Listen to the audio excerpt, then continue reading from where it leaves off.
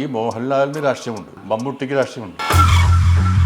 അതിനകത്ത് എന്തെങ്കിലും രാഷ്ട്രീയവൽക്കരിക്കാനോ കാവ്യവൽക്കരിക്കാനോ ഒന്നുമല്ല ഇതിനകത്തുള്ളത്. Purely humanitarian consideration. ഞാൻ എന്തിനാ വരണേ? അത് ലാല് ആ പറയുന്ന വാക്കുകളിൽ കണ്ണുകളൊക്കെ നിറഞ്ഞുകൊണ്ട് പറയാം. വി നീഡ് ലാലേട്ടൻ. ശ്വേതാ മേനോൻ എന്നുള്ള നടി അശ്ലീല ചിത്രങ്ങളിൽ അഭിനയിച്ച് പണമുണ്ടാക്കുന്നു എന്ന് പറഞ്ഞ ഒരാൾ പോലീസിന് കംപ്ലൈന്റ് കൊടുക്കുന്നു. ബുൾഷിറ്റാണ്. ശ്വേതാ മേനോന് ഇങ്ങനെ ഒരു ഗതികേടും. ഇത് പിന്നിൽ പുറത്തുള്ള ഏതോ ഒരു ശക്തിയാണ് ചെയ്തിട്ടുള്ളത്. അമ്മയെ തകർക്കുന്നത് കൊണ്ട് ആർക്കാണ് ലാഭം? അങ്ങനത്തെ കുറേ ആൾക്കാരുള്ളതായിട്ട് എനിക്ക് തോന്നുന്നു. കാരണം അവരുടെ സംസാരത്തിൽ നിന്നും പ്രവൃത്തിയിൽ നിന്നും എനിക്ക് കുറേ കാലം മനസ്സിലായിട്ടുണ്ട്. കാരണം ബേസിക്കലി അസൂയാണ്. ദിലീപ് കാണിച്ചൊരു മര്യാദയുണ്ടല്ലോ, ബൈലോയ്ക്ക് അപ്പുറമുള്ള മര്യാദ, അത് ബാബുരാജ് കാണിക്കണമെന്നാണോ സാറിൻ്റെ ഒരു സ്റ്റാൻഡ്? തീർച്ചയായിട്ടും കാണിക്കേണ്ടതായിരുന്നു. ഇത് ആരോപണം വന്ന ഉടനെ വേറെ ആളും ചോദിക്കാനായിട്ട് അവസരം കൊടുക്കാതെ സിദ്ദിഖ് രാജിവെച്ചില്ലേ? അതാണ് മര്യാദ എന്ന് പറയുന്നത്. ഈ ബൈലോവിനെ പറ്റിയ ഒന്നും അറിയാത്ത ഒരു അംഗങ്ങളാണ് അങ്ങോട്ടും ഇങ്ങോട്ടും തല്ലുകൂടുന്നത്. There is a specific bylaw നമ്മുടെ കയ്യിലുണ്ട്. അതും ഇല്ലീഗലല്ലേ അത് നിയമപരമായിട്ട് ബൈലോ പ്രകാരം ചെയ്തതല്ല. ബൈലോ പ്രകാരം ചെയ്യാൻ പാടില്ല. മമ്മൂട്ടി മോഹൻലാലും വളരെ സ്ട്രോങ് ആയിട്ട് പറഞ്ഞു, നമുക്ക് പുറത്താക്കാനുള്ള അവകാശം കമ്മിറ്റിക്കില്ല. പ്രാഥമിക അംഗത്വത്തിൽ നിന്നും ഡിസ്മിസ് ചെയ്യണമെന്ന് പറയുന്ന ഒരു പ്രഷർ വന്നു. ശ്വേതാ മേനോനോട് ഈ വിഷയമായിട്ട് സംബന്ധിച്ച് സംസാരിച്ചിരുന്നു. ഞാൻ അവർക്ക് പരിപൂർണ്ണ പിന്തുണ പ്രഖ്യാപിച്ചു. അല്ല, ഇതിനകത്ത് ബാബുരാജിൻ്റെ ഇൻവോൾവ്മെൻ്റ് ഉണ്ടോയെന്ന് എനിക്ക് വിശ്വസിക്കാൻ പറ്റുന്നില്ല. ഇതൊക്കെ പേഴ്സണൽ വൈരാഗ്യങ്ങളാണ്. അല്ലാതെ ഒരു അമ്മ ഇങ്ങനെ ചെയ്തു, അമ്മ ഒന്നും ചെയ്തില്ല. അമ്മയ്ക്കകത്ത് പീഡനങ്ങളില്ല. Make every wedding unforgettable with Joya Lucas Diamond Wedding Collection. Joya Lucas, world's favorite jeweler. സമരത്തിനായി പുറപ്പെട്ട സുഹൃത്തുക്കളെ SFIക്കാർ അടിക്കുന്നത് തടയുന്ന ഒരു സമരനായകനെ കണ്ട് ഊർജം ഉൾക്കൊണ്ടാണ് നടൻ ദേവൻ രാഷ്ട്രീയത്തിലേക്ക് ഇറങ്ങി പുറപ്പെടുന്നത് എന്ന് കേട്ടിട്ടുണ്ട്.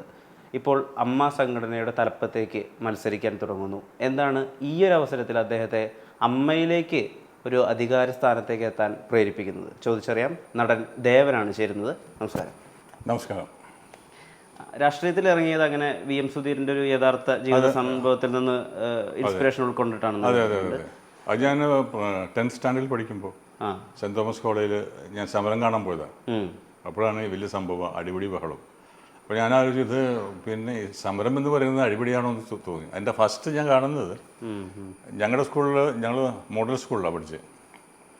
അപ്പോൾ അവിടെ സമരങ്ങളില്ല. അവിടെ ഒരു മാതൃകാപരമായ രാഷ്ട്രീയമുണ്ട്. ഞങ്ങളുടെ ഹെഡ് മാസ്റ്റർ ബാലചന്ദ്രൻ രാജ, ഞാൻ ഇപ്പോഴും അദ്ദേഹത്തിൻ്റെ പേര് ഓർക്കുന്നു, പറയുന്നത് രാഷ്ട്രീയമാവാം, പക്ഷേ കക്ഷി രാഷ്ട്രീയം നമ്മുടെ സ്കൂൾ ക്യാമ്പസിൽ പാടില്ല. ഒരു രാഷ്ട്രീയ പാർട്ടികളുടെയും ആരും പാടില്ല. പക്ഷേ രാഷ്ട്രീയം എന്ന് പറയുന്നത്, അങ്ങനെ ആദ്യമാണ് ഞാൻ രാഷ്ട്രീയമെന്ന് അദ്ദേഹമാണ് എന്നെ പഠിപ്പിച്ചത്.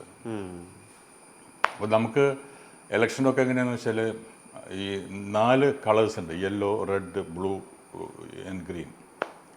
അങ്ങനെ 4 ഗ്രൂപ്പ്. അവർ തമ്മിലാണ് ഈ മത്സരം. അങ്ങനെ ജയിച്ച പാർട്ടികൾ ഭരണകക്ഷിയും ഓപ്പോസിറ്റ് ഇരിക്കുന്നവൻ പ്രതിപക്ഷമായിട്ട് ഞങ്ങളുടെ അസംബ്ലിയിൽ അങ്ങനെയുണ്ട്. അപ്പോൾ അന്ന് മുതലേ 10ാം ക്ലാസ് പഠിക്കുമ്പോൾ തന്നെ നമുക്ക് ഈ പരിപാടി ഉണ്ട്, തുടങ്ങിയതാണ്. ഈ അങ്ങോട്ടും ഇങ്ങോട്ടും എന്തെങ്കിലും സ്കൂൾ ഫങ്ഷനോ അല്ലെങ്കിൽ അതേപോലെയുള്ള പരിപാടിയൊക്കെ ഉണ്ടാവുമല്ലോ, school anniversary, arts festival, exhibition, sports. അപ്പോൾ ഇതിനകത്ത് ചർച്ചകളുണ്ടാവും. അങ്ങനെ ചർച്ച ചെയ്ത് എന്ത് ചെയ്യണം, അങ്ങനെ ചെയ്യണം, ഇതൊക്കെ നമ്മൾ അങ്ങോട്ടും ഇങ്ങോട്ടും വാദിച്ച് പിടിച്ച് അങ്ങനെ ഒരു സമയത്തിലെത്തിയിട്ടൊക്കെയാണ് നമ്മൾ ചെയ്യാറ്.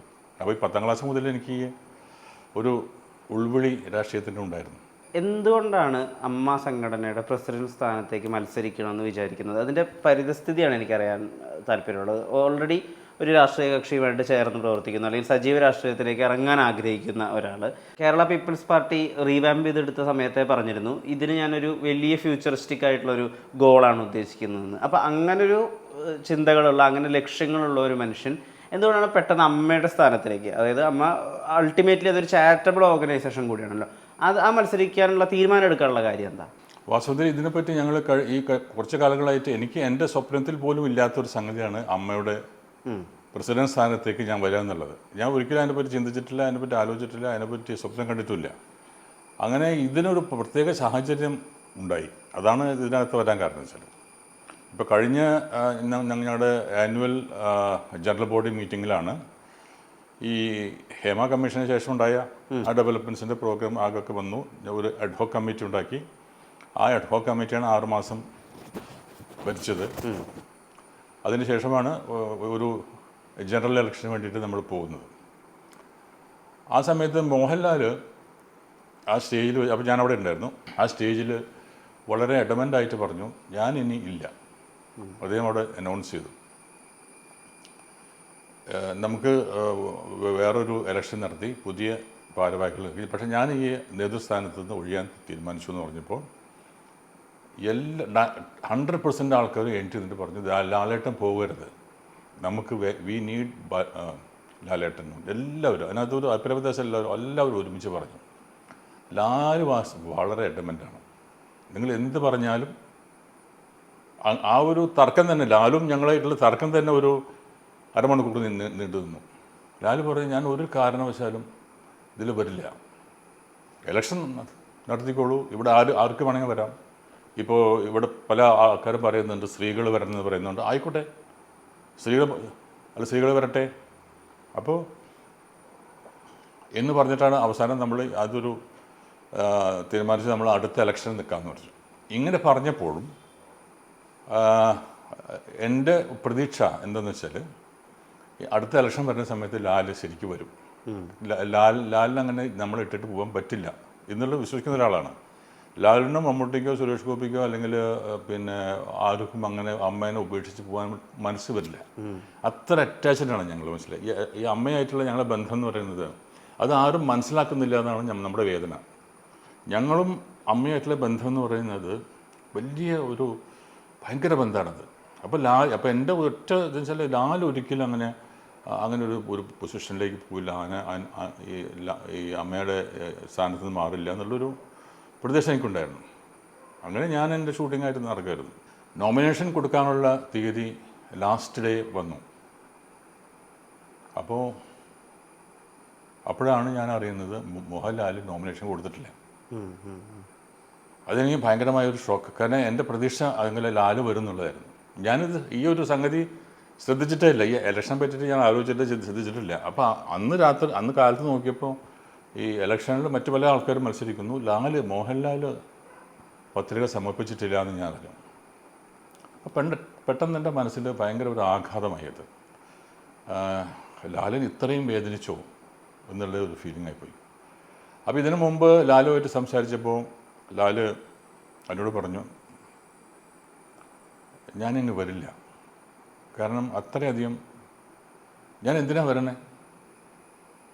അത് ലാല് ആ പറയുന്ന വാക്കുകളിൽ ഒരു ഗദ്ഗത കണ്ഠനായിട്ടാണ് പറയുന്നത്, കണ്ണുകളൊക്കെ നിറഞ്ഞുകൊണ്ട് പറയാൻ. ഒരു മഹാനടൻ, വലിയൊരു മനുഷ്യൻ, ആക്ച്വലി നമ്മളൊക്കെ ആരാധിക്കുന്നൊരു മനുഷ്യൻ നമ്മുടെ മുമ്പിൽ വെച്ചിട്ട് പറയാണ്, ഞാനിങ്ങ് വരില്ല. അപ്പോൾ ഞങ്ങളൊക്കെ ആകെ അന്തം വിട്ടുപോയി, ഞങ്ങൾക്ക് ശബ്ദമില്ലാതായിപ്പോയി. അപ്പോൾ ആ പറച്ചിലിൽ ഭയങ്കര സ്ട്രോങ് ആയിട്ടുള്ള ഡിസിഷൻ എടുത്ത് കഴിഞ്ഞിരിക്കുന്നല്ലോ. ഇനിയിപ്പോൾ ആരൊക്കെ എന്തൊക്കെ സംഭവിച്ചാലും അങ്ങനെ വരില്ല എന്ന് ഉറപ്പായി. എന്നാൽ എൻ്റെ മനസ്സിൽ ഇലക്ഷൻ വരുന്ന സമയത്ത് അദ്ദേഹം വരും. അങ്ങനെയാണ് സാധാരണ ഉണ്ടാവാറ്. സാധാരണ എല്ലാ ടേമിലും വരുമ്പോഴും അങ്ങനെ അവസാനം ശരിയെന്ന് പറഞ്ഞിട്ട് വരികയാണ്. അപ്പോൾ അത് വന്നപ്പോൾ എനിക്ക് വല്ലാണ്ട് വിഷമമായിപ്പോയി. അപ്പോൾ എനിക്ക് തോന്നി ഇത് ഭയങ്കരമായിട്ടൊരു അനാഥമായി പോവോ എന്നുള്ളൊരു ഭയം എനിക്ക് വന്നിട്ടുണ്ട്. കാരണം എന്നെ ഭയപ്പെടുത്തിയത് ഈ അമ്മ എന്ന സംഘടന ആർക്ക് വേണ്ടി നിലകൊള്ളും എന്നുള്ളതാണ്. ഇത് മോഹൻലാലിനും മമ്മൂട്ടിക്കോ സുരേഷ് ഗോപിക്കോ ഒന്നും ഇതിൻ്റെ ആവശ്യമില്ല. ആവശ്യമുള്ളത് ഏതാണ്ട് ഞങ്ങൾ ആകെ 506 പേരുണ്ട്. അതിൽ ഏതാണ്ട് 350-375 പേർക്കും തൊഴിലില്ല. അവർ ആർട്ടിസ്റ്റാണെന്ന് പറഞ്ഞെന്നല്ലാതെ അവർക്ക് ചാൻസുകളില്ല. അപ്പോൾ അവരുടെ ഒരു ഇതായിട്ടാണ് അവരുടെ അവരെ ഹെൽപ്പ് ചെയ്യുക എന്നുള്ളതാണ് ഇതിൻ്റെ ഒരു ഒബ്ജക്റ്റീവ്. പണ്ട് മുതലുള്ള ആദ്യത്തെ നമ്മുടെ ഒബ്ജക്റ്റീവ് അതാണ്. അവർക്ക് വേണ്ടിയിട്ടുള്ളതാണ് അസോസിയേഷൻ. അപ്പോൾ ഇങ്ങനെ പെട്ടെന്ന് ലാല് പോയി കഴിഞ്ഞാൽ എന്താവും സ്ഥിതി? ലാല് പോകുന്നതോടുകൂടി ആകെ തകിടം മറിയല്ലോ. ഈ അമ്മ എന്ന സംഘടന ആകെ തകർന്നു പോകാനുള്ള ഒരു സംഗതി വരികയാണ്.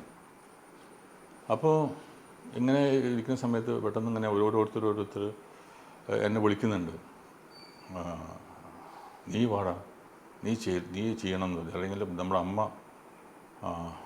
നമുക്ക് നഷ്ടപ്പെട്ടു പോകും. നമുക്ക് നഷ്ടപ്പെടലല്ല, നമ്മുടെ കൂടെ നിൽക്കുന്ന 350 പേരോടെ എല്ലാ ദിവസവും അമ്മയുടെ സഹായം നോക്കി ഗേറ്റിൻ്റെ അവിടേക്ക് ഉറ്റുനോക്കിക്കൊണ്ടിരിക്കുന്ന 350 പേര് നമുക്കുണ്ട്, നമ്മുടെ അമ്മമാരും സഹോദരിമാരൊക്കെ ആയിട്ടുള്ള. ഇപ്പോൾ അറിയാലോ, ഒരു 5000 രൂപ മാസം കിട്ടുന്ന 127 പേരുണ്ട്. ഓക്കെ. അതുപോലെ തന്നെ മെഡിക്കൽ കിറ്റ് കിട്ടുന്ന 57 പേരുണ്ട്. ഇതിന് രണ്ടിനും മാത്രം തന്നെ നമ്മൾ നോക്കുകയാണെങ്കിൽ 11 ലക്ഷം രൂപ ഒരു മാസം നമ്മൾ ചിലവ് ചെയ്യുന്നുണ്ട് ഇതിന് വേണ്ടിയിട്ട്. ഇല്ല, 11 ലക്ഷം രൂപയാണ്. അത് മാധ്യമക്കാർക്ക് ആക്കുന്നതൊന്നും ഇതിനെപ്പറ്റി അറിയില്ല, ഡീറ്റെയിൽസ് അറിയില്ല. 11 ലക്ഷം രൂപയാണ് മാസം നമുക്ക് ആവശ്യം ഇതിന് മാത്രം. അതുകൂടാതെ ഇൻഷുറൻസ്, പിന്നെ കല്യാണം, മരണം, ആക്സിഡൻറ്റ് എന്നൊക്കെ പറഞ്ഞിട്ട് വേറെ സംഗതികൾ വരുന്നുണ്ട്. വീട് വെച്ച് കൊടുത്തിട്ടുണ്ട് പല ആൾക്കാർക്കും. അപ്പോൾ ഇതിനെ ഏറ്റവും കാര്യമായിട്ട് ബാധിക്കാൻ പോകുന്നത് അമ്മയ്ക്ക് എന്തെങ്കിലും സംഭവിച്ചാൽ ഇഫക്റ്റ് ചെയ്യുന്നത് ഈ ബെനിഫിഷ്യറീസാണ്, ഈ പാവപ്പെട്ട ആൾക്കാരാണ്. അപ്പോൾ എന്നോട് എല്ലാവരും പറഞ്ഞു, നീ എന്തേലും നിൽക്കണം എന്ന് പറഞ്ഞു. അപ്പോൾ എൻ്റെ മനസ്സിലുണ്ടായി, എന്ന് തോന്നി തുടങ്ങി. അങ്ങനെ ഒരു നോക്കിയപ്പോൾ ഞാൻ പറഞ്ഞു, ഞാനിപ്പോൾ ഒന്നും പറയുന്നില്ല, എനിക്കിപ്പോൾ ചെയ്യാൻ ബുദ്ധിമുട്ടുണ്ട്, ഞാൻ മാറിക്കളയും, ഞാൻ പറഞ്ഞു പിന്നെ പറയാമെന്ന് പറഞ്ഞു. എനിക്ക് കുറച്ച് സമയം തരാൻ പറഞ്ഞു. അതായത് ഇതിൻ്റെ ലാസ്റ്റ് ഡേയാണിത്, മനസ്സിലായില്ലേ? നോമിനേഷൻ കൊടുക്കേണ്ട അവസാന ദിവസം 4 മണിക്ക് ഇത് ചെയ്യണം. അപ്പോൾ എനിക്ക് ഷൂട്ടിങ്ങാണ് ഞാൻ ആലോചിച്ചപ്പോൾ ഇതൊക്കെ എൻ്റെ മനസ്സിൽ വന്നത്. കുറേ അമ്മമാരുടെ, കുറേ സഹോദരന്മാരോടൊക്കെ അവരെ ഞാൻ ആലോചിക്കുകയാണ്. എല്ലാ ദിവസവും 1-ാം തീയതി ഈ 5000 രൂപയ്ക്ക് വേണ്ടിയിട്ട് കാത്തിരിക്കുന്നവർ, ഈ ഓരോ മാസത്തിൻ്റെയും ആദ്യ ദിവസം ഈ മെഡിക്കൽ കിറ്റ് വാങ്ങാൻ വേണ്ടി കാത്തിരിക്കുന്ന രോഗികളായ നമ്മുടെ ആർട്ടിസ്റ്റുകൾ, ഇന്ന് ആലോചിച്ച് നോക്കും. അതെല്ലാം തകരും, അവരുടെ സ്വപ്നങ്ങൾ തകർന്നു പോകും. അപ്പോൾ ഞാൻ തീരുമാനിച്ചു, എന്തായാലും നമുക്കിത് എന്ത് റിസ്ക് എടുത്താലും ശരി, എനിക്കങ്ങനെ തോന്നിയത്. അങ്ങനെ തന്നെ ഇതെല്ലാം നോമിനേഷൻ എല്ലാം ഒപ്പിട്ട് അങ്ങനെ ഞാൻ കാറിൽ കൊടുത്തയച്ചു. 4 മണിക്കാണ് ഇത് അവസാനിപ്പിക്കുന്നത്. 3 മണിക്കാണ് എൻ്റെ പേപ്പർ ബോക്സിൽ വീഴുന്നത്, മനസ്സിലായില്ലേ? അപ്പോൾ ആ സാഹചര്യമാണത്. എൻ്റെ ചോദിച്ച ചോദ്യത്തിൻ്റെ ഉത്തരം ഇതാണ്. ആ സാഹചര്യം എന്താണെന്ന് വെച്ചാൽ, അമ്മ എന്ന സംഘടന ഒരിക്കലും കൈവിട്ട് പോകരുത്, അന്യമായി പോകരുത്, അനാഥമായി പോകരുത്. ഇതാണ് എൻ്റെ ഒബ്ജക്റ്റീവ്. ഈ അമ്മ എന്ന സംഘടനയ്ക്ക് നടന്ന ദേവൻ്റെ വരവ് അത്ര എന്താ പറയുക, ആരും പ്രതീക്ഷിച്ചിരുന്നൊരു ഘട്ടത്തിലല്ലോ സംഭവിക്കുന്നത്. അപ്പോൾ അതുകൊണ്ട് തന്നെ പല രീതിയിൽ ഇതിനുള്ള തിയറികളും രൂപപ്പെട്ട് വരുന്നുണ്ട് സോഷ്യൽ മീഡിയയിലൊക്കെ. ശ്രദ്ധിച്ചോ എന്ന് എനിക്കറിയില്ല. ഒന്ന്, ദേവനെ പോലുള്ളൊരു താരത്തെ പ്രസിഡന്റ് സ്ഥാനത്തേക്ക് എത്തിക്കുന്നത് വഴി മറ്റു ചില ഗൂഢലക്ഷ്യങ്ങളുണ്ട്, ഇതിന് പിന്നിൽ മറ്റു ചില വലിയ താരങ്ങളുണ്ട്. മറ്റൊന്ന്, ഇത് അമ്മ എന്ന സംഘടന മുഴുവനുമായും BJP വൽക്കരിക്കാൻ വേണ്ടിയിട്ടുള്ളൊരു ശ്രമം നടക്കുന്നുണ്ട് എന്നൊക്കെ. ഇങ്ങനെയുള്ള തിയറികളും അല്ലെങ്കിൽ ഇങ്ങനെയുള്ള ആരോപണങ്ങളും എത്രമാത്രം ശ്രദ്ധിക്കുന്നുണ്ട്? ഞാൻ ശ്രദ്ധിച്ചിരുന്നു. അപ്പോൾ എനിക്ക് വേദന തോന്നിയത് കാരണം എന്ന് വെച്ചാൽ, ഇതൊന്നും ഈ അമ്മയെപ്പറ്റി മനസ്സിലാക്കാത്തവരാണല്ലോ ഇവരൊക്കെ പറയുന്നത്. എന്താണെന്ന് വെച്ചാൽ, അമ്മയിൽ BJPക്കാരുണ്ട്, കോൺഗ്രസ്സുകാരുണ്ട്, കമ്മ്യൂണിസ്റ്റുകാരുണ്ട്, ലീഗുകാരുണ്ട്, എല്ലാ ആൾക്കാരുണ്ട്. വളരെ സജീവമായി പ്രവർത്തിക്കുന്നവരുണ്ട് അമ്മയിൽ. ഓരോ പാർട്ടികളിലും വളരെ സജീവമായിട്ട് ഇലക്ഷൻ നിൽക്കുന്നവരുണ്ട്. ഇതിനുവേണ്ടി ഈ പൊളിറ്റിക്കലായിട്ടുള്ള സ്ഥാനങ്ങൾ വഹിക്കുന്നവരുണ്ട്. പക്ഷേ ഇന്നേ വരെ ഡേ 1 മുതൽ 1994 ഞങ്ങളിത് ആരംഭിക്കുന്നത്, അത് ഇതേവരെ ഈ നിമിഷം വരെ അങ്ങനെ ഒരു ചേരുതിരിവ് ഞങ്ങളുടെ അമ്മയിൽ ഉണ്ടായിട്ടില്ല. അങ്ങനെ രാഷ്ട്രീയമായിട്ടുള്ള അഭിപ്രായ വ്യത്യാസങ്ങൾ അവിടെ ഒരിക്കലും ഞങ്ങൾ ചർച്ച ചെയ്തിട്ടില്ല. ഞങ്ങൾ അമ്മയുടെ കാര്യങ്ങൾ മാത്രം അവിടെ അമ്മയുടെ ഇതെങ്ങനെ നമ്മൾ സഹായിച്ചെടുക്കാം, എങ്ങനെ നമ്മൾ ഫണ്ട് ഉണ്ടാക്കാം. കാരണം എല്ലാ മാസവും ഇത്ര എമൗണ്ട് വരുന്നുണ്ടേ. ഇതെങ്ങനെ, കാരണം ഒരു മാസം ഇല്ല എന്ന് പറയാൻ പറ്റും നമുക്ക്. കാരണം നമ്മളെ മാത്രം ഡിപ്പെൻഡ് ചെയ്ത് നിൽക്കുന്ന ഈ 350 പേരുടെ മുമ്പിൽ നമ്മൾ എന്താണ് ഉത്തരം പറയാൻ? ഒരു മോറൽ റെസ്പോൺസിബിലിറ്റി നമുക്കില്ലേ?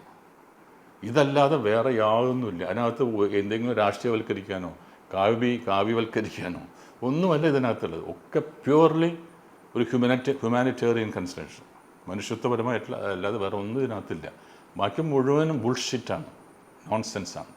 പക്ഷേ സ്വയം ഉള്ള രാഷ്ട്രീയം അതുകൂടി ആളുകൾ നോക്കുമല്ലോ. ഇദ്ദേഹം ഈ രാഷ്ട്രീയ പാർട്ടിയുമായി ചേർന്ന് പ്രവർത്തിക്കുന്നു, അപ്പോൾ അതിൻ്റെ ഇൻഫ്ലുവൻസ് ഉണ്ടാവാം. അങ്ങനെയുള്ള തിയറികളെ അല്ലെങ്കിൽ അങ്ങനെയുള്ള ന്യായീകരണങ്ങളെ കൂടി നമ്മൾ മുന്നിൽ കാണണ്ടേ? അത് ന്യായീകരണങ്ങളല്ലത്, അത് എലിഗേഷൻസാണ്, ആരോപണങ്ങൾ മാത്രം. ആരോപണങ്ങൾ മാത്രം. അങ്ങനെ അങ്ങനെ ഒരു ചിന്ത എൻ്റെ മനസ്സിലില്ല. ഞാനൊരു BJP-യിലുള്ള ഒരാളാണെന്നോ അല്ലെങ്കിൽ ഞാൻ ഇവിടെ BJP വളർത്താൻ വേണ്ടിയിട്ടാണ് ഇതിന് വന്നത്, എനിക്കതിൻ്റെ ആവശ്യമില്ല. ഞാൻ ഒരിക്കലും അത് ചെയ്യൂല. അത് വേറെ, അമ്മ വേറെ, രാഷ്ട്രീയം വേറെ. രാഷ്ട്രീയ പാർട്ടി വന്നിട്ട് ഞാൻ അമ്മയ്ക്കകത്ത് അങ്ങനെ ഞാൻ മാത്രം വിചാരിച്ചാൽ ഇവിടെ BJP-നെ രക്ഷപ്പെടുത്താൻ പറ്റൂ? അമ്മയ്ക്കകത്ത് ഒരിക്കലും പറ്റില്ല. പക്ഷേ സാർ എത്രയോ കാലമായി സിനിമയിലുള്ള ആളാണ്, ഇത്രയധികം ആഴുന്ന ബന്ധങ്ങളുണ്ട്. ഇപ്പോൾ ശ്രീ മോഹൻലാൽ അല്ലെങ്കിൽ ശ്രീ മമ്മൂട്ടിയൊക്കെ ഒരു ഫോൺ കോളിനപ്പുറത്ത് ഫോൺ എടുക്കും, സംസാരിക്കും. അപ്പോൾ അത്രയും സ്വാധീനമുള്ളൊരു മനുഷ്യൻ തലപ്പത്ത് വരുമ്പോൾ, അതും അദ്ദേഹത്തിൻ്റെ ഒരു രാഷ്ട്രീയ പശ്ചാത്തലം കൂടി ഉണ്ടാകുമ്പോൾ അങ്ങനെ ആളുകൾ ചിന്തിക്കുന്നതിൽ തെറ്റില്ല. ഒരിക്കലുമില്ല. എങ്ങനെ നിങ്ങൾ അങ്ങനെ പറയാം? കാരണം പറഞ്ഞാൽ ഈ മോഹൻലാലിന് രാഷ്ട്രീയമുണ്ട്, മമ്മൂട്ടിക്ക് രാഷ്ട്രീയമുണ്ട്. അവരൊന്ന് എൻ്റെ രാഷ്ട്രീയം കൊണ്ടുവന്ന ശരി, ദേവൻ വന്നിരിക്കുന്നു, ഞങ്ങൾ ദേവൻ്റെ കൂടെ പോരെന്ന് പറയുന്നത്, അവരൊക്കെ ഇൻഡിവിജ്വലായിട്ട് ചിന്തിക്കുന്നവരാണ്. അവരൊക്കെ മഹാന്മാരിൽപ്പെട്ട ആൾക്കാരാണ്. കാരണം നമ്മൾ സാധാരണ ഇപ്പോൾ മറ്റുള്ള ലാംഗ്വേജിലുള്ള നായകന്മാരെ പോലെ അല്ല നമ്മുടെ നായകന്മാർ. അറിവ്, വിവരം, വിവേകം, സ്വന്തമായ അഭിപ്രായങ്ങളുള്ള ആൾക്കാരാണ്. മമ്മൂട്ടിയുടേതായ ഒരു പാർട്ടിയുണ്ട്. ഞാൻ പറഞ്ഞേ മമ്മൂട്ടി CPM-ന്റെ ആളാണല്ലോ, അത് ഡിക്ലെയർഡ് ആണല്ലോ, എല്ലാവർക്കും അറിയാവുന്നതാണല്ലോ. മമ്മൂട്ടി എപ്പോഴെങ്കിലും ഇതിനകത്ത് വന്നിട്ട് ഞാൻ CPM-ന്റെ എന്തെങ്കിലും ചെയ്തിട്ടുണ്ടോ? ഇല്ല, ഒരിക്കലും ചെയ്തിട്ടില്ല. കാരണം മോഹൻലാലും അപ്പോൾ എല്ലാവരും ഇയാളിപ്പോൾ ഹിന്ദു ആയതുകൊണ്ട് ഇതിലേക്ക് പോകുമെന്നുള്ളത്, ഇതേവരെ ലാല് അതിനെപ്പറ്റി ചിന്തിച്ചിട്ട് കൂടിയില്ല. ഒരിക്കലും ചിന്തിച്ചിട്ടില്ല. ഞാൻ അങ്ങനെ തന്നെയാണ്. ഞാൻ ഇതിനകത്ത് വന്നാൽ ഞാൻ ദേവൻ എന്ന നടനാണ്, അമ്മയുടെ ഒരു മകനാണ്, അത്രേ ഉള്ളൂ. വേറെ ഒന്നും ഇതിനകത്ത് കൺസിഡറേഷൻ ഇല്ല. അത് ആരൊക്കെ എന്തെങ്കിലും പറഞ്ഞു കഴിഞ്ഞാൽ അവരുടെ സ്വാർത്ഥ ലാഭത്തിന് വേണ്ടി ചില ചീപ്പായിട്ട് ചില കാര്യങ്ങൾ പറയുള്ളൂ. അതൊന്നും നമ്മൾ ശ്രദ്ധിക്കേണ്ട കാര്യമില്ല. ശ്വേതമേനോന് നടന്ന ചില സംഭവങ്ങളുടെ അടിസ്ഥാനത്തിലാണ് ഈ അഭിമുഖം തുടങ്ങാൻ ഉദ്ദേശിക്കുന്നത്. അപ്പോൾ ശ്വേതാമേനോൻ എന്നുള്ള നടി അശ്ലീല ചിത്രങ്ങളിൽ അഭിനയിച്ച് പണമുണ്ടാക്കുന്നു എന്ന് പറഞ്ഞ ഒരാൾ പോലീസിന് കംപ്ലയിൻറ്റ് കൊടുക്കുന്നു. ആ കംപ്ലയിൻറ്റ് രജിസ്റ്റർ ആവുന്നു. അതിൻ്റെ ഒരു എന്താ പറയുക, യാദർച്ഛികത എന്ന് പറഞ്ഞാൽ അവർ പ്രസിഡന്റ് സ്ഥാനത്തേക്ക് മത്സരിക്കാൻ നിൽക്കുന്നൊരു സമയത്താണ് ഈ ഒരു കേസ് ഭൂമപ്പായി വരുന്നത്. തീർച്ചയായും 2 ടൈം സോണിലുള്ള കാര്യങ്ങളാണ് പറയുന്നത്. അതായത് അവർ അശ്ലീല ചിത്രങ്ങൾ അഭിനയിച്ചു എന്ന് പറയപ്പെടുന്ന സർട്ടിഫൈ ചെയ്തിട്ടുള്ള സിനിമകൾ ഇറങ്ങിയിട്ടുള്ളത് മറ്റൊരു ടൈം സോണിലാണ്. ആ കേസാണ് ഇപ്പോൾ നടക്കുന്നത്. അവർക്ക് നേരെ വന്നിട്ടുള്ള ഒരു കേസ്, അതും ഈ അമ്മ ഇലക്ഷനുമായിട്ട് എന്തെങ്കിലും വിധത്തിലുള്ളൊരു ബന്ധമുണ്ടോ? അതിനെ ആദ്യം എതിർത്ത ഒരാളും സാറാണെന്നാണ് ഞാൻ മനസ്സിലാക്കുന്നത്. എന്താണ് ആ പരാതിയെപ്പറ്റി നടൻ ദേവൻ മനസ്സിലാക്കിയിട്ടുള്ളത്? അത് ഞാനിപ്പോൾ നേരത്തെ ഉപയോഗിച്ച വാക്ക് തന്നെയാണ് ഉപയോഗിച്ചത്. ബുൾഷിറ്റാണ്, നോൺസെൻസാണ്. കാരണം ഇത് ആദ്യം എനിക്ക് ഇന്നലെയാണ്, എന്നാൽ ഞാൻ ഹരിപ്പാട് എത്തിയപ്പോഴാണ് എനിക്ക് ഈ ഇൻഫർമേഷൻ കിട്ടുന്നത്, ഇങ്ങനെ ഒരു സംഗതി വരുന്നതെന്ന് പറഞ്ഞു. അപ്പോൾ എനിക്ക് പെട്ടെന്ന് വേദന തോന്നി, വലിയ വിഷമായി പോയി. കാരണം ശ്വേതാ മേനോന് ഇങ്ങനൊരു ഗതികേടും. കാരണം എൻ്റെ ഓപ്പോസിറ്റ് നിൽക്കുന്ന ഒരു കാൻഡിഡേറ്റാണ്. പക്ഷേ ഞാൻ അതല്ല ആലോചിച്ചത്. എനിക്ക് വല്ലാണ്ട് വേദന തോന്നി. പക്ഷേ ഇതൊരു അപ്പം തന്നെ ഞാൻ എന്താണ് ഇവരുടെ പേരിലുള്ള അലിഗേഷൻ നോക്കാൻ വേണ്ടിയിട്ട് ഞാൻ ഈ FIR-നെ പറ്റിയിട്ട് ഞാൻ പല സ്ഥലത്തും ഫോൺ ചെയ്ത് ചോദിച്ചപ്പോൾ അവർ പറഞ്ഞതനുസരിച്ച് നോക്കുമ്പോൾ ഇത് ഒരു കാരണവശാലും നിലനിൽക്കാത്തൊരു കേസിൻ്റെ FIR ഇട്ടിരിക്കുകയാണ്. പണ്ടെങ്ങാണ്ടോ അഭിനയിച്ച ഒരു ഇവരൊക്കെ എഴുതിച്ചുള്ള ഇമ്മോറൽ ട്രാഫിക്കിന് എടുത്തു. അങ്ങനെ പിന്നെ സെക്സ് വിറ്റ് പൈസ ഉണ്ടാക്കുന്നു. അതുപോലെ ചില യുവതലമുറയെ വഴിതെറ്റിക്കുന്നു. ഇന്ന് ആലോചിച്ച് നോക്കുക, അതിൽ എത്രയോ വളരെ മാരകമായ രീതിയിൽ, വളരെ മ്ലേച്ഛമായ രീതിയിൽ എന്തെല്ലാം പടങ്ങളിവിടെ വന്നിട്ടുണ്ട്. ഇതിനൊക്കെ വലിയ സംഭവം ഉണ്ടായിട്ടുണ്ട്. അതിനൊന്നും ആർക്കും ഒരു പ്രശ്നമില്ല. ഇദ്ദേഹം ആരാണെന്ന് എനിക്കറിയില്ല. കാരണം ഇതെന്താണെന്ന് വെച്ചാൽ ഇത് സിനിമയ്ക്കുള്ളിലെ ഒരാളും ചെയ്തതല്ല. മലയാള സിനിമയ്ക്കകത്ത് നിന്ന് ഒരു മനുഷ്യന് ഇത് അല്ലാന്ന് ഞാൻ പൂർണ്ണമായി പറയുന്നു. ഇത് പിന്നിൽ പുറത്തുള്ള ഏതോ ഒരു ശക്തിയാണ് ചെയ്തിട്ടുള്ളത്. എന്തിനാണെന്ന് വെച്ചാൽ എനിക്ക് എന്താ ലക്ഷ്യം എനിക്കറിയില്ല. ഈ അമ്മയുടെ എലക്ഷൻ എന്ന് പറയുന്നത് ഇതേവരെ ഉണ്ടാവാത്ത ഒരു പ്രസക്തി അതിലുണ്ട് ഇപ്പോഴത്തെ സംബന്ധിച്ചിട്ട്. അപ്പോൾ ഈ അമ്മ അസോസിയേഷൻ തകർക്കണം. അവരുടെ ചില ഒരു സ്വാർത്ഥ താല്പര്യങ്ങളായിരിക്കാം.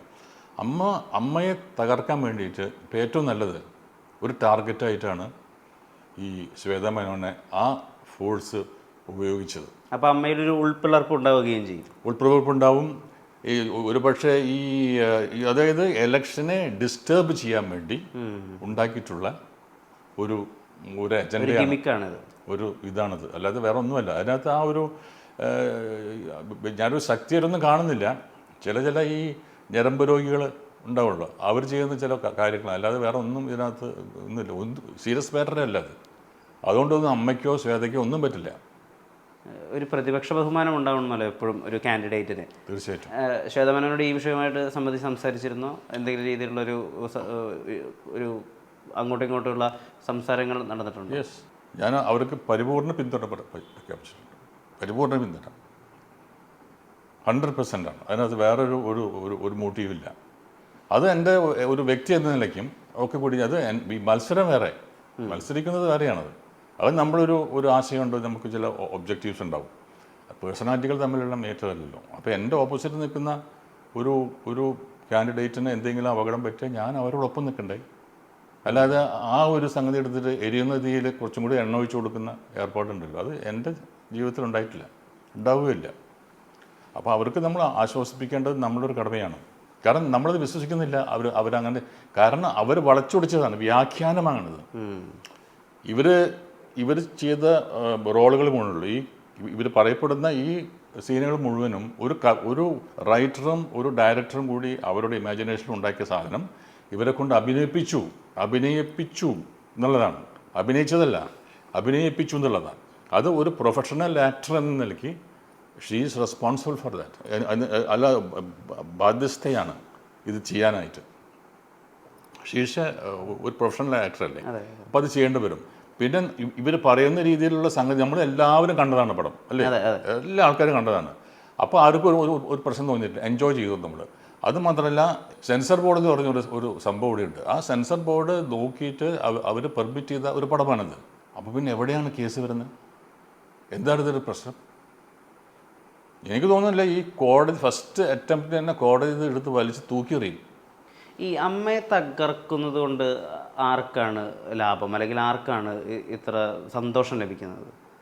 അങ്ങനത്തെ കുറേ ആൾക്കാരുള്ളതായിട്ട് എനിക്ക് തോന്നുന്നു. കാരണം അവരുടെ സംസാരത്തിൽ നിന്നും പ്രവൃത്തിയിൽ നിന്നും എനിക്ക് കുറേ കാലം മനസ്സിലായിട്ടുണ്ട്. കാരണം ബേസിക്കലി അസൂയയാണ്, ബേസിക് വികാരം എന്ന് പറഞ്ഞാൽ അസൂയയാണ്. ഇങ്ങനെ എന്തമ്മ എന്ന് പറയുന്നത് അവർക്ക്, കാരണം അമ്മ ചെയ്യുന്ന നന്മകളെ പറ്റിയിട്ട് അറിയാത്തവരായിരിക്കാം, അല്ലെങ്കിൽ ഈ അമ്മ ചെയ്യുന്ന ഇത് എന്തിനാണ് അവർ മാത്രം ചെയ്യുന്നത് അങ്ങനെയുള്ളവരായിരിക്കാം, അല്ലെങ്കിൽ എന്തെങ്കിലും പേഴ്സണൽ വൈരാഗ്യങ്ങൾ വെച്ചിട്ടായിരിക്കാം. അങ്ങനെ ഉണ്ടാവുമല്ലോ പേഴ്സണലായിട്ട്. അപ്പോൾ അവർ കാത്തിരിക്കുകയാണ്. അതായത് എന്തെങ്കിലും ഒരു ഇഷ്യൂ പണ്ടങ്ങനെ ഉണ്ടായിട്ടുണ്ടാവും. അപ്പോൾ അവർ ഇപ്പോൾ വേണ്ട. അപ്പോൾ എപ്പോഴും ഈ ഒരു ഹൈലൈറ്റിലേക്ക് ഒരു ലൈം ലൈറ്റിലേക്ക് വരുന്ന സമയത്ത് ഒരു ഇവൻറ്റ് വരുമ്പോൾ അവിടെ അടിക്കാവനെ മനസ്സിലായി. ഇപ്പോൾ നമ്മളൊരു എലക്ഷൻ നിൽക്കുമ്പോൾ, കാര്യം നമ്മൾ മിണ്ടാണ്ട് നടക്കുന്ന സമയത്ത് ഒരു കുഴപ്പമില്ല. നമ്മളൊന്ന് എലക്ഷൻ നിന്ന് നോക്കി, നമ്മുടെ പേരിൽ ഇങ്ങനെ എലിഗേഷൻസ് വന്നുകൊണ്ടിരിക്കും. അതായാലും അങ്ങനെ ചെയ്തു ഇങ്ങനെ ചെയ്തു ഒരുപാട് വരുവാണ്. അതാ ഇവൻ്റ് വരുമ്പോഴാണ്. അപ്പോൾ ഇതിന് ഒരു പ്രത്യേകിച്ചുള്ള ഒരു ഇവൻ്റ് വന്നപ്പോൾ അമ്മയുടെ എലക്ഷൻ അത് വരുമ്പോൾ അതിനൊന്ന് ഡിസ്റ്റർബ് ചെയ്യാന്നുള്ള ഉദ്ദേശമാണ് അവർക്ക്. ഈ ശ്വേതമേനോൻ്റെ സ്ഥാനാർത്ഥിത്വത്തെ തകർക്കാൻ വേണ്ടി ബാബുരാജിൻ്റെ ഒരു മാസ്റ്റർ പ്ലാനാണ് ഇത് എന്നുള്ള രീതിയിലൊരു തിയറിയും ബൂമപ്പ് ചെയ്ത് വരുന്നുണ്ടല്ലോ. അപ്പോൾ ശരിക്കും ഇപ്പോൾ സാർ നേരത്തെ പറഞ്ഞതുപോലെ അമ്മയുടെ ഉള്ളിലെ 2 അംഗങ്ങളെ വെച്ചുകൊണ്ട് തന്നെ ഒരു കയോട്ടിക് സിറ്റുവേഷൻ ഉണ്ടാക്കുക, അത് സാധ്യമാവുന്നത് പോലെയല്ലേ കാണുന്നത്? അല്ല, ഇതിനകത്ത് ബാബുരാജിൻ്റെ ഇൻവോൾവ്മെൻ്റ് ഉണ്ടോയെന്ന് എനിക്ക് വിശ്വസിക്കാൻ പറ്റുന്നില്ല. അത് എനിക്കറിയില്ല, അത് അങ്ങനെ ഉണ്ടായെന്ന് എനിക്കറിയില്ല. പക്ഷെ അത് ബാബുരാജ് അങ്ങനെ ചെയ്യുമെന്ന് എനിക്ക് തോന്നുന്നില്ല. അതിൻ്റെ ആവശ്യമില്ല അയാൾക്ക്. അതൊക്കെ ഉണ്ടല്ലോ, എന്തിനു വേണ്ടിയിട്ടാണ് ഇത് ചെയ്യുന്നത്? എന്താണ് മോട്ടീവ്? ബാബുരാജിന് എന്താ മോട്ടീവ്? ഈ പിന്നെ ശ്വേതാമേനോൻ എങ്ങനെ ഒരു ഇതിലേക്ക് കൊണ്ടുവരാനുള്ള മോട്ടീവ് ആൾക്കില്ലല്ലോ. അതല്ല ഞാൻ എപ്പോഴും പറയുന്നു, അമ്മയ്ക്കകത്തുള്ള ഒരാൾ ഇത് ചെയ്യുമെന്ന് എനിക്ക് തോന്നുന്നില്ല. അമ്മയ്ക്കോ ഇൻഡസ്ട്രിക്കകത്ത് അവരും ചെയ്യില്ല. ചെറിയ അഭിപ്രായ വ്യത്യാസങ്ങളും ചില വഴക്കുകളൊക്കെ ഉണ്ടാവാം. അതല്ലാതെ മാരകമായ രീതിയിൽ ഉപദ്രവിക്കുന്ന ഒരാളും മലയാള സിനിമയിലില്ല. ഈ അമ്മ പലപ്പോഴും ഈ പുരുഷാധികാരത്തിൻ്റെ ഒരു കേന്ദ്രമാണ്, ഇവിടെ ഒരു ഫ്യൂഡൽ മാടമ്പിത്തരമാണ് നടക്കുന്നതെന്ന് 2018 നടി ആക്രമിക്കപ്പെട്ട കേസുമായി ബന്ധപ്പെട്ടുകൊണ്ട് തന്നെ ഇങ്ങനെ അലിഗേഷൻസ് വന്നുകൊണ്ടിരിക്കുകയാണ്. സ്ത്രീകൾക്ക് അവിടെ വേണ്ട വിധത്തിലുള്ള പ്രാതിനിധ്യം കൊടുക്കുന്നില്ല, അഭിപ്രായ സ്വാതന്ത്ര്യം ഇല്ല എന്നൊക്കെ ആരോപണങ്ങൾ പല ഘട്ടങ്ങളിലായി വരുന്നു. അമ്മയുമായി വിഘടിച്ച് തന്നെയാണ്, ഒരു വിരുദ്ധാഭിപ്രായത്തിലൂടെ തന്നെയാണ് WCC ഉൾപ്പെടെയുള്ള സംഘടനകളൊക്കെ ഉണ്ടാകുന്നത്. എന്താണ് ശരിക്കും അമ്മയുടെ ഉള്ളിലെ സ്ത്രീ അഭിപ്രായത്തിൻ്റെ അല്ലെങ്കിൽ സ്ത്രീ സ്വാതന്ത്ര്യത്തിൻ്റെ നിജസ്ഥിതി? ശരിക്കും പറയാൻ അമ്മയ്ക്ക് ഉള്ളിലത്തെ കാര്യം പറയാം, അമ്മയ്ക്ക് പുറത്തല്ല പറയണം. അമ്മയ്ക്കുള്ളിൽ ഇത് സ്ത്രീകൾക്ക് സ്വാതന്ത്ര്യമുണ്ട്, സംസാരിക്കാനുള്ള സ്വാതന്ത്ര്യമുണ്ട്, എല്ലാത്തിനും സ്വാതന്ത്ര്യമുണ്ട്. അവരുടെ റെസ്പെക്റ്റോട് കൂടി തന്നെയാണ് ഞങ്ങൾ ഈ AGM-ലൊക്കെ വന്നാലും അവർക്ക് എന്തെങ്കിലും പ്രോബ്ലംസ് വന്നാലും നമ്മൾ അതിനപ്പോൾ ഇടപെട്ടിട്ട് ഞാൻ ഒരു ടേമിൽ 2 or 3 ടേമിൽ ഞാൻ ഇതിൻ്റെ എക്സിക്യൂട്ടീവ് അംഗമായിരുന്നു. ആ സമയത്തൊക്കെ ഇങ്ങനെ ചെറിയ ചെറിയ പ്രശ്നം ഉണ്ടാകുമ്പോൾ നമ്മളത് തീർക്കാറുണ്ട്. അതല്ലാതെ ഒരു ഇഷ്യൂ ആയിട്ട് മാറ്റാറില്ല. പിന്നെ എൻ്റെ ഒരു അഭിപ്രായത്തിലെന്ന് വെച്ചാൽ അങ്ങനെ ഈ അമ്മയിലേക്ക് അമ്മ ശ്രദ്ധിക്കുന്നില്ല, അമ്മ ഞങ്ങൾ പോയി കഴിഞ്ഞാൽ പറയുന്നില്ല, ഒന്നും ഞങ്ങൾക്ക് വേണ്ടി വാദിക്കുന്നില്ല എന്ന് പറയുന്നത് ശരിയാണോ ഇല്ലെന്ന് എനിക്കറിയില്ല അതിനെപ്പറ്റി. കാരണം അങ്ങനെ ഒരു സംഭവം ഉണ്ടാവാൻ സാധ്യത കുറവാണ്. കാരണം ഇന്നസെൻ്റ് 17 വർഷം നിന്ന ആളാണ്. എത്രയോ ഇഷ്യൂസ് അയാൾ സോൾവ് ചെയ്തിട്ടുണ്ട്, ഒരുപാട് ഇഷ്യൂ. കാരണം അയാൾക്ക് സോൾവ് ചെയ്യാനുള്ള കപ്പാസിറ്റി ഉണ്ട്, അയാൾക്കൊരു മെത്തേഡ് ഉണ്ട്. 17 വർഷമാണ് അയാൾക്ക് അൺഅപ്പോസ്ഡാണ്. 17 വർഷം അമ്മയുടെ പ്രസിഡൻ്റായിട്ട് ഇരുന്ന ആൾ ഇന്നസെൻ്റ്. അത് അദ്ദേഹത്തിൻ്റെ മഹത്വം കൊണ്ടല്ലേ? അതെ, തീർച്ചയായും അദ്ദേഹത്തിൻ്റെ മഹത്വം കൊണ്ട് മാത്രമാണത് ഉണ്ടായത്. അപ്പോൾ അദ്ദേഹം ഒരുപാട് ഇഷ്യൂസ് നമുക്കറിയാവുന്നുണ്ട്, ഒരുപാട് ഇഷ്യൂസ് കറക്റ്റായിട്ട് ഡീൽ ചെയ്തിട്ടുണ്ട്, ഹാൻഡിൽ ചെയ്തിട്ടുണ്ട്. ഒരു ഇഷ്യൂ പോലും പുറത്തു പോകാത്ത വിധത്തിൽ അകത്ത് തന്നെ വെച്ചിട്ട് സോൾവ് ചെയ്തിട്ട് ഒരു മനുഷ്യനാണ്, ഒരു മഹാനാണ് ഇന്നസെൻ്റ്. അപ്പോൾ ആ ഇന്നസെൻ്റ് പോയി പിന്നെ മോഹൻലാൽ വന്നിട്ട് മോഹൻലാൽ ഇത് തന്നെ ഒരുപാട് കാര്യങ്ങൾ ചെയ്തു കൊടുത്തിട്ടുണ്ട്. ഇപ്പോൾ ഞാൻ കേട്ടിടത്തോളം ഇപ്പോൾ അവരോടൊക്കെ അലിഗേഷൻസ് എന്ന് പറയുന്നത് അമ്മ ചെയ്യുന്നതല്ലത്.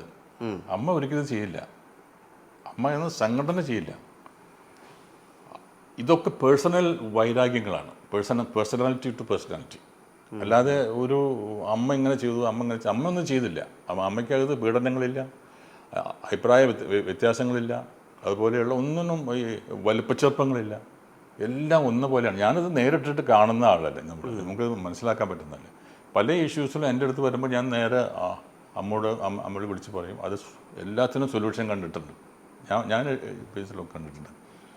പിന്നെ ഇതിന് ഈ സൊല്യൂഷൻ കാണാത്തത് കാരണം ചില റിജിഡായിട്ടുള്ള ആൾക്കാരുണ്ട്, ഒരു തരത്തിൽ കോംപ്രമൈസ് തയ്യാറാവില്ല. അതൊരു വാശി എന്ന് പറയുള്ളൂ. അതിന് പറയുന്നത് നമ്മൾ വാശിയാണ്. വാശി കൊണ്ട് നമുക്ക് ഒരിക്കലും ജയം ഉണ്ടാവില്ല. കുറച്ച് അങ്ങോട്ടും ഇങ്ങോട്ടൊക്കെ വിട്ടുകൊടുക്കണ്ടല്ലേ? ഇല്ല, ഞാനത് വിട്ടുകൊടുക്കില്ല എന്ന്. അത് പല സില്ലി കാര്യങ്ങൾക്ക് വേണ്ടിയിട്ടാണ് ഈ വാശി. അപ്പോൾ എൻ്റെ ഒരു ഇതിൽ അങ്ങനെ ഉണ്ടായാൽ തന്നെ ഞാനത് സോൾവ് ചെയ്യാനായിട്ട് ഞാൻ എൻ്റെ എല്ലാ പ്രയത്നങ്ങളും ഉണ്ടാവും. സാർ ഇപ്പോൾ നേരത്തെ പറഞ്ഞ 2 പേരുകളുണ്ടല്ലോ, ശ്രീ മോഹൻലാൽ, നമ്മൾ വിട്ടുപോയ മഹാനായ ഇന്നസെൻ്റ്. ഇവർക്ക് 2 പേർക്കും ഉള്ളൊരു പ്രത്യേകത, നല്ല രീതിയിൽ നയതന്ത്രം ഹാൻഡിൽ ചെയ്യാനുള്ളൊരു കപ്പാസിറ്റി ഉണ്ട്. സാർ അതിനെ സ്വയം വിശകലനം ചെയ്ത് നോക്കുമ്പോൾ സാറിൻ്റെ ആ ഒരു കപ്പാസിറ്റി പറ്റി എന്താ തോന്നിയിട്ടുള്ളത്? അല്ല, അതേപോലെ ഞാൻ ചെറുപ്പം മുതലേ ഈ രാഷ്ട്രീയത്തിലുള്ള മനുഷ്യൻ, സ്കൂൾ ലൈഫിലെ ഞാൻ സ്റ്റുഡൻറ്റ് പോളിറ്റിക്സിലുള്ള ആളാണ്. അപ്പോൾ എനിക്ക് മറ്റുള്ള ആൾക്കാരുടെ വേദന കണ്ടിട്ടാണ് ഞാൻ ഇതിനകത്ത് വന്നത് തന്നെ. ഒരുപാട് പ്രശ്നങ്ങളുണ്ട് അന്ന് മുതൽ. എനിക്ക് എന്തുകൊണ്ടാണെന്നറിയില്ല, അങ്ങനെ ഒരു ജീവിതമാണ് എൻ്റേത്. എന്തെങ്കിലുമൊക്കെ നമ്മുടെ അയൽവക്കത്ത് എന്തെങ്കിലും പ്രശ്നം ഉണ്ടെങ്കിൽ നമ്മൾ ഇടപെടും, പ്രശ്നം ഉണ്ടാക്കും. അങ്ങനെ പല ആൾക്കാർക്കും പല എല്ലാ കാര്യങ്ങളും ചെയ്തു കൊടുക്കും. എന്തെങ്കിലും ഈ താലൂക്ക് ഓഫീസിൽ അല്ലെങ്കിൽ രജിസ്റ്റർ ഓഫീസിൽ ഈ ആശുപത്രികൾ പ്രശ്നം ഉണ്ടെങ്കിൽ ഞങ്ങളൊരു ടീമുണ്ടായിരുന്നു, എല്ലാവരും കൂടി ആ കാര്യങ്ങൾ നടത്തി കൊടുക്കും. അങ്ങനെ വന്ന ആൾക്കാരാണ്. അങ്ങനെ ഇഷ്യൂസൊക്കെ നമ്മൾ സോൾവ് ചെയ്യാനായിട്ടുള്ള ഒരു പ്രാക്ടീസ് അന്ന് മുതലേ ഉണ്ട്, ഞങ്ങളറിയാതെ. പൗരപ്രവർത്തനം അന്നേ ഉണ്ട്. യെസ്, ആ പ്രവർത്തനം അന്നേ ഉണ്ട്. അപ്പോൾ ഒരുപാട് കാര്യങ്ങൾ നമ്മൾ ചെയ്തിട്ടുണ്ട്. ദേവേന്ദ്ര പ്രസിഡന്റിനോടൊപ്പം സ്ത്രീകൾ കൂടി അമ്മ സംഘടനയുടെ പ്രധാനപ്പെട്ട കീ റോളുകളിലേക്ക് വരുന്ന അങ്ങനെ ഒരു സ്വപ്നം ഇപ്പോൾ ഉണ്ടോ? തീർച്ചയായിട്ടുണ്ട്. എനിക്ക് അങ്ങനെ ഞാനിത് പ്രതീക്ഷിക്കുന്നുണ്ട്. അങ്ങനെ കുറച്ച് നല്ല കാൻഡിഡേറ്റ്സ് നമുക്കുണ്ട്. അപ്പോൾ അവരൊക്കെ ജയിക്കുകയാണെങ്കിൽ നല്ല കാര്യം തന്നെയായിരിക്കും. അവരൊക്കെ ഇപ്പം നമുക്കൊരു പാനലൊന്നുമില്ല കേട്ടോ, നമുക്കൊരു പാനലില്ല. ഞാൻ പാനലിൽ ഒരിക്കലും വിശ്വസിക്കുന്നില്ല. കാരണം പാനൽ പാടില്ല എന്ന് എനിക്ക് തോന്നുന്നത്. നമ്മൾ ഇൻഡിവിജ്വലായിട്ട് ഇലക്ഷൻ ജയിച്ച് വരണം. അല്ലെങ്കിൽ എന്താണെന്ന് വെച്ചാൽ നമ്മൾ ഏതെങ്കിലും ഒരു ആ പാനലിൽ ഒരു ലീഡർ ഉണ്ടാവും. ആ ലീഡറിന് മാത്രമേ നമ്മൾ കൺട്രോൾ ചെയ്യാൻ പറ്റുള്ളൂ. അങ്ങനെ പാടില്ല. നമ്മൾ ഇൻഡിവിജ്വലായിട്ട് വരുന്നു. ആരാണ് പ്രസിഡൻറ്റ്, ഇയാൾക്ക് ഒരു ഒത്തുചേർന്ന് പോകാൻ പറ്റുമോ എന്നുള്ള ഒരു നയം നമുക്കുണ്ടായാൽ പിന്നെ പ്രശ്നങ്ങളില്ല. അവിടെയാണ് ജനാധിപത്യം വർക്കാവുകയും ചെയ്യുന്നത്. അവിടെയാണ് ജനാധിപത്യം വർക്കാവുക. അവിടെ നേരത്തെ തന്നെ നമ്മൾ പാനൽ ഉണ്ടാക്കി. അത് വിജയിക്കാൻ വേണ്ടിയിട്ടുള്ള ഒരു തന്ത്രമാണത്. ഒരു പാനലിൻ്റെ കൂടെ ഇന്ന ആളുടെ നേതൃത്വത്തിൽ ഒരു പാനൽ എന്ന് പറയുമ്പോൾ അയാളുണ്ടല്ലോ അല്ലേ, അപ്പോൾ ബാക്കിയുള്ള ആൾക്കാരെ പറ്റി ആരും നോക്കില്ല. മനസ്സിലല്ലേ? ഈ പാനലിൽ ഇതാ അനർഹരായ ആൾക്കാരുണ്ടാവാം. അപ്പോൾ ഇത് ലീഡ് ചെയ്യുന്ന ആൾ നോക്കിയിട്ട് അയാളാണല്ലോ, അപ്പോൾ ആ പാനലിന് കൊടുക്കാമെന്ന് പറയും. അപ്പോൾ അവിടെ ജനാധിപത്യമില്ല. ജനാധിപത്യമാണെങ്കിൽ ഇൻഡിവിജ്വലായിട്ട് നിങ്ങൾ മത്സരിക്കുക, ജയിക്കുക, എന്നിട്ട് അപ്പോൾ പാനൽ അതിൽ നിന്ന് സെലക്ട് ചെയ്യുക. ജയിച്ചവരുടെ ഉള്ളിൽ നിന്ന് നമ്മൾ പാനൽ സെലക്ട് ചെയ്യുക. അതാണ് എൻ്റെ ഒരു സ്ട്രാറ്റജി. അമ്മ എന്ന സംഘടനയുടെ ഒരു പ്രതിച്ഛായ നഷ്ടപ്പെട്ട അനേകം സംഭവങ്ങൾ ഈ ഇലക്ഷൻ ഡിക്ലെയർ ചെയ്ത സമയം തൊട്ട് തന്നെ ഉണ്ടായിട്ടുണ്ട്. ഇപ്പം ഒരു നടൻ ലത്തീഫ്, അദ്ദേഹത്തിൻ്റെ ഒരു ഫോൺ സംഭാഷണം വലിയ രീതിയിൽ വൈറലാവുന്നു. എല്ലാ സാറ്റലൈറ്റ് ചാനലുകളും ഉൾപ്പെടെയാണ് ആ ഫോൺ സംഭാഷണം ബ്രോഡ്കാസ്റ്റ് ചെയ്യപ്പെടുന്നത്. ജയൻ ചേർത്തലയുമായി നടത്തിയ ഒരു ഫോൺ സംഭാഷണമാണ്.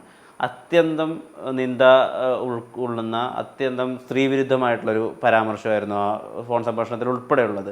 അദ്ദേഹവും എലക്ട് ചെയ്യാൻ വേണ്ടിയിട്ട്, അദ്ദേഹവും ഇലക്ഷന് പങ്കെടുക്കാൻ വേണ്ടിയിട്ട് നാമനിർദ്ദേശ പട്ടിക നൽകിയിട്ടുണ്ട്. അപ്പോൾ ആളുകളുടെ ഒരു സ്വഭാവം വെച്ച് ഇങ്ങനെയുള്ളവരാണ് ഇവിടെ മത്സരിക്കുന്നത്. ഈ അമ്മ എന്ന സംഘടന അപ്പോൾ ആളുകൾ റേറ്റ് ചെയ്യില്ലേ എന്നാണ് ഞാൻ ചോദിക്കുന്നത്. എല്ലാം പറഞ്ഞാൽ ഇങ്ങനെ ഓരോരുത്തരുടെ അഭിപ്രായങ്ങൾ അല്ലെങ്കിലും ഇങ്ങനെ ഈ സംഭാഷണങ്ങളുണ്ടല്ലോ, ആ സംഭാഷണത്തിൻ്റെ വൈകൃതങ്ങളിലൂടെയുള്ള ഒരു സംഭാഷണത്തിൻ്റെ പ്രശ്നങ്ങൾ വഹിക്കേണ്ടത് അവർ തന്നെയാണ്, അമ്മയല്ല. ഇത് അമ്മയല്ലല്ലോ പറയുന്നത്. അതിന് ബാധ്യത അവർക്കാണ്. അതിൻ്റെ തിക്താനുഭവം ഉണ്ടാവുന്നത് അവർക്ക് തന്നെയാണ്. ഇപ്പോൾ നിയമത്തെ പറ്റിയൊക്കെ കൃത്യമായി ധാരണയുള്ള അറിവുള്ള ഒരാളാണ് ശ്രീദേവൻ. അതിൻ്റെ അടിസ്ഥാനത്തിൽ ഞാൻ ചോദിച്ചോട്ടെ, ഈ അമ്മ എന്നുള്ള സംഘടന പ്രവർത്തിക്കുന്നത് മര്യാദകളുടെ പുറത്തായിരിക്കുമോ അതോ ബൈലോൻ്റെ പുറത്തായിരിക്കുമോ? ബൈലോ പ്രകാരമാണെങ്കിൽ അമ്മയിൽ 1-2 കാര്യങ്ങൾ ഒരിക്കലും സംഭവിക്കാൻ പാടില്ല. ഉദാഹരണത്തിന് നടൻ ദിലീപിനെ പുറത്താക്കുന്ന സംഭവം, അല്ലെങ്കിൽ ഇപ്പോൾ ബാബുരാജിനോട് മത്സരിക്കാൻ പാടില്ല, ഒരു മര്യാദയുടെ പുറത്ത് ബാബുരാജ് മാറി നിൽക്കണമെന്ന് പറയുന്ന കാര്യം, അത് ബൈലോ പ്രകാരം അങ്ങനെ നമുക്ക് ആവശ്യപ്പെടാനും പറ്റില്ല. അപ്പോൾ ശരിക്കും ഇവിടെ മര്യാദകൾക്കാണോ പ്രധാനം അതോ ബൈലോനാണോ പ്രധാനം? എന്താ ആ ഒരു രീതിയിൽ താങ്കളുടെ സ്റ്റാൻഡ്? രണ്ടും കൂടി ചേർന്നതാണ്. ഈ ബൈലോ മാത്രമായതുകൊണ്ട് നമുക്ക് കിട്ടുക. ബൈലോ ഭയങ്കര റിജിഡാണ്. ഈ മര്യാദയാണ് ഈ റിജിഡിറ്റിനെ നമ്മളൊന്ന് ഡൈല്യൂട്ട് ചെയ്യുന്നത്. അപ്പോൾ രണ്ടും കൂടി ചേർന്നാലാണ് ഒരു നല്ലൊരു ഭരണകർത്താവ് ഉണ്ടാവുള്ളൂ. ഇത് രണ്ടും വേണം നമുക്ക്. മര്യാദ വേണം. അല്ലാണ്ട് ഈ ബൈലോ നോക്കിയിട്ട് മാത്രം നോക്കി കഴിഞ്ഞാൽ അത് ചിലപ്പോൾ അത് ഭയങ്കര റിജിഡാണ്. ഇന്നമാതിരി ഇയാൾ ഇപ്പോൾ പ്രവർത്തിച്ച ഇയാൾ പിരിച്ചു വിടണം, അത് ബൈലോ ഉണ്ടാവാം. പക്ഷെ നമ്മൾ ഈ സംഭാഷണത്തിലൂടെ ഈ വിചാരണയിലൂടെ നമ്മൾ തീരുമാനിക്കും. അതാണ് മര്യാദ.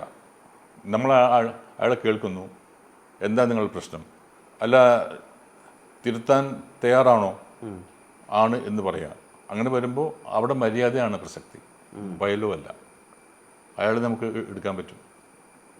അപ്പോൾ ബൈലോ അറിഞ്ഞിരിക്കണം. അപ്പം ഞാൻ പറയുന്നത് വെച്ചാൽ എൻ്റെ ഒരു വെച്ചാൽ എല്ലാ അംഗങ്ങളും 506 അംഗങ്ങളും എൻ്റെ ഒരു ആവശ്യം എന്ന് വെച്ചാൽ ഈ ബൈലോ പഠിച്ചിരിക്കണം.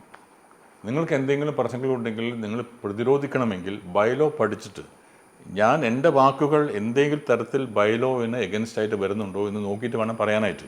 അത് പറഞ്ഞു കഴിഞ്ഞാൽ ക്രൈം അവിടെ നടന്നു കഴിഞ്ഞു. അപ്പോൾ ഇറ്റ് ഈസ് എഗൻസ്റ്റ് ബൈലോ, നമ്മളെ എഫക്റ്റീവ് അത്.